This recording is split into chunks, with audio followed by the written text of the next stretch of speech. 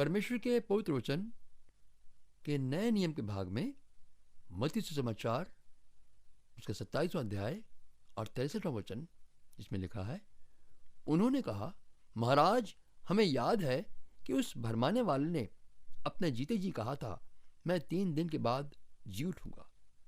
देखते आए हैं कि समाज में कुछ लोगों को बहुत आदरमान मिलता है। उनके मर जाने के बाद उनके नाम का स्मारक बन जाता है। कुछ की तो जीते जी तो कोई चिंता नहीं करता, लेकिन मर जाने के बाद उनके गुण गाते हैं, उनके नाम पर दान पुण्य करते हैं कि उनकी आत्मा को शांति मिल जाए। फिर इन लोगों ने जीते जी जो दान किए होते हैं वे या तो उनकी मृत्यु के साथ ही संसार से भुला दिए जाते हैं या कोई संस्था उन्हें पूरा करने का प्रयत्न करती है। दूसरी तरफ ऐसे लोग हैं जो समाज के लिए खतरा हो। उनके मर जाने से सबको संतोष मिलता है। सब कहते हैं ये बहुत उछलता था, सबके लिए मौत का फरिश्ता था, अच्छा ही हुआ। अरे ऐसे लोगों का अंजाम बुरा ही होता है। लेकिन आज के वचन में हम भिन्न प्रकार के व्यक्ति से मिल रहे हैं। आज से लगभग 2000 से अधिक वर्ष पहले पृथ्वी के मध्य में, दुनिया के मरकज में एक व्यक्ति मात्र 30 वर्ष की आयु का चल फिर रहा था। सारी दुनिया में ये रोमन सम्राट का बोलबाला था। लेकिन ये निडर निहत्था लगभग 200 किलोमीटर के इलाके में घूमता फिरता अपना काम करता रहा। उसने दावा किया कि वह परमेश्वर से आया है। परमेश्वर और वो एक हैं। जो अधिकार परमेश्वर का है उसको उसने स्वयं करके अपने बयान का सबूत दिया। मुर्दों को जिंदा किया। समाज जिन कोढ़ियों को छूता तक न था, उसने सबके सामने छूकर उन्हें भला चंगा किया। हर तरह के रोग से पीड़ित को ठीक किया। वर्षों वर्षों के पुराने बीमारों को ठीक किया। हवा और पानी भी उसका हुक्म मानते थे। ऐसे समय में लोगों का धार्मिक शिक्षा द्वारा अपना रोब जमाने वाले धर्म के ठेकेदारों की दुकानदारी फीकी पड़ने लगी।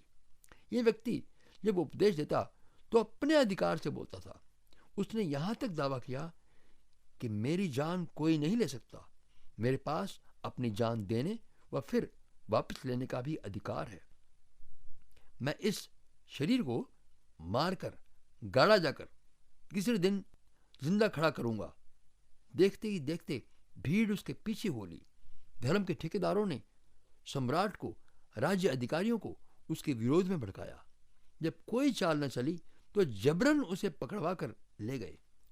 लोगों को लालच देकर उसके विरोध में झूठी गवाही देने का उकसाया, लेकिन फिर भी शर्मिंदा हुए, क्योंकि हर न्यायाधीश ने हर तरफ से उसे निर्दोष पाया। लेकिन वे तो हुल्लड़ मचाने लगे।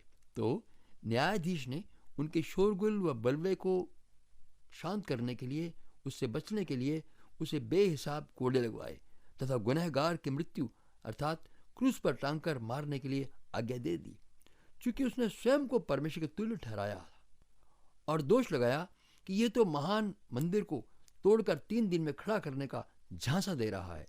सूली पर टांगने से पहले उसे हर संभव रीति से मारा पीटा, अपमानित किया, यहां तक कि उसकी सूरत मनुष्यों की सी ना जान पड़ती थी, भयानक हो गई थी। लहू लुहान उसे सूली उठाकर चलने की आज्ञा दी। गिरता पड़ता ले जाकर उसे उसके हाथों में कील ठोकर और दोनों पांव में कील ठोकर उसे सूली पर टांग दिया।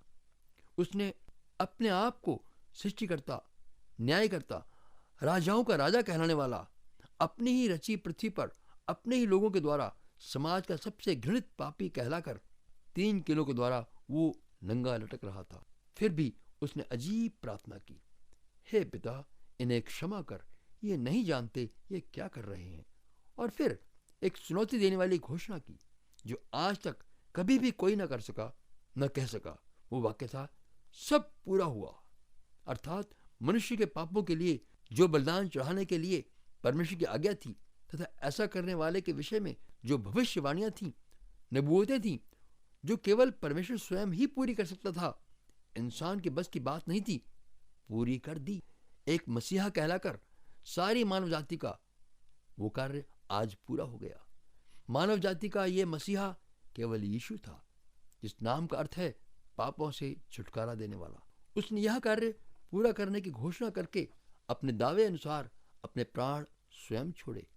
फिर संध्या समय एक पुराने शिष्य ने लाश ले जाकर जब गाड़ दी तो लोगों में अजीब सा भय छा गया, क्योंकि जीवित रहते हुए यीशु मसीह ने 25 बार अपनी मृत्यु की घोषणा की थी कि वह किस प्रकार पकड़वाया, मारा पीटा व सताया जाकर सूली पर टांगा जाएगा और तीसरे दिन जी भी उठेगा। ये बात जानकर कि अभी तक के उसके सारे दावे पूरे हुए, तो अगर वह स्वयं सत्य में जी भी उठा तो पता नहीं फिर क्या बीतेगी। अधिकारियों के लिए ये चिंता का एक मुख्य विषय बन गया था।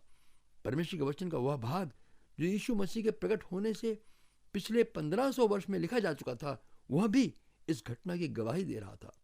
अभी तक तो धर्म के ठेकेदारों ने लोगों को बहका दिया था, लेकिन जब यह महान सत्य प्रकट होगा, यानी यीशु मसीह अपने आप जी उठेगा, तब तो वे निर्लज्ज दोषी ठहरेंगे, किसी को मुंह दिखाने लायक न रहेंगे, क्योंकि यीशु मसीह समाज के धर्म गुरुओं की तरह नहीं है। और हुआ वही जिसका उन्हें डर था। तीसरे दिन कब्र से जी उठा। 40 दिन तक चेलों के साथ चला फिरा, खाया पिया, उपदेश दिए एवं आज्ञा दी। जीवित होकर गायब नहीं हुआ, मर के अमर नहीं बल्कि युगानुग जीवित है। क्योंकि यीशु मसीह समाज के धर्म गुरुओं की तरह नहीं है, ना ही कोई देवी देवता या पीर पैगंबर, बल्कि यह तो परमेश्वर ने अपना न्याय व प्रेम का जिंदा सबूत स्पष्ट प्रमाण दिया है। क्योंकि मानव जाति का परमेश्वर के न्याय से बचने के लिए और कोई साधन नहीं था। ये सत्य भेद केवल परमेश्वर स्वयं ही जानता था, इसलिए परमेश्वर ने पूरा किया। उसने यीशु को उसके पवित्र लहू के कारण एक ऐसा प्रायश्चित ठहराया जो विश्वास करने से मात्र हमारे जीवन में कार्यकारी साबित होता है। इसलिए केवल मन में विश्वास करें परमेश्वर के इस अकथनीय महान काम पर, यानी कि जो बयान से बाहर की बात है। इस वचन को जीवन में प्रथम स्थान दें और अपने पापों के लिए क्षमा स्वीकार करें तथा अपने इस विश्वास को अपने मुंह से कह भी दें, तो आप पाप की सजा से छूटकर अनंत जीवन का वरदान पाएंगे। परमेश्वर अपने वचन से आपको आशीष दे।